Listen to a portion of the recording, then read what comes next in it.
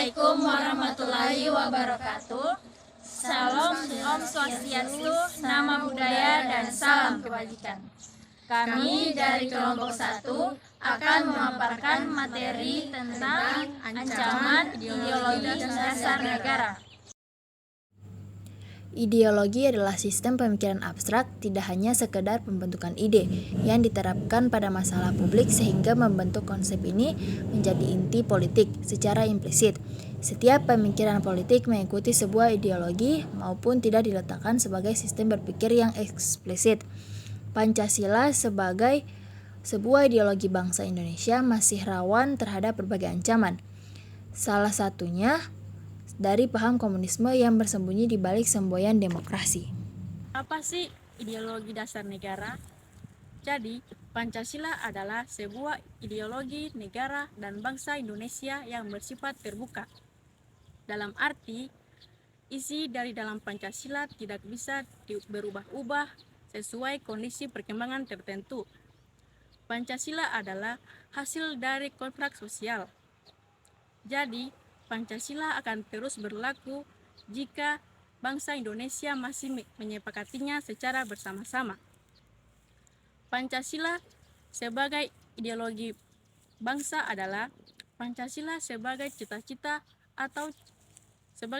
negara atau cita-cita yang menjadi basis bagi suatu teori atau sistem kenegaraan untuk seluruh rakyat Indonesia.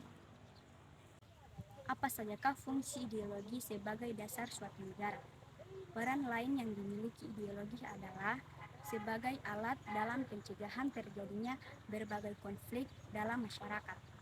Tentunya hal ini dengan tujuan agar masyarakat dapat tetap hidup dengan rasa tentram sekaligus memiliki rasa solidaritas yang tinggi. Ideologi juga memiliki pemeranan sebagai pemersatu bangsa. Pancasila sebagai ideologi terbuka dan tertutup. Ciri-ciri dari ideologi terbuka dan tertutup adalah sebagai berikut. 1. Merupakan cita-cita yang sudah hidup dalam masyarakat. 2. Merupakan nilai-nilai dan cita-cita yang berasal dari masyarakat sendiri. 3. Bersifat dinamis dan reformasi.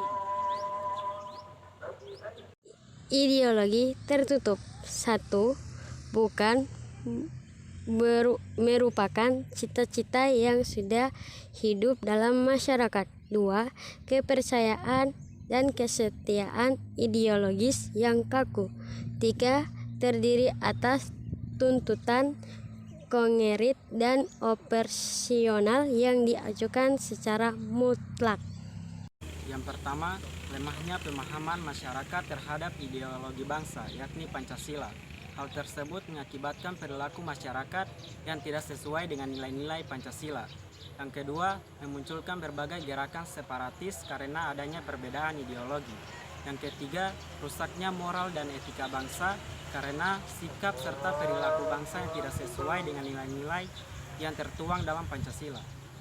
Strategi menghadapi ancaman ideologi yakni sebagai berikut. Yang pertama, memperkuat mental bangsa yang berlandaskan Pancasila. Yang kedua, menanamkan wawasan kebangsaan Pancasila. Yang ketiga, strategi konsep yang berlandaskan pertahanan berlapis.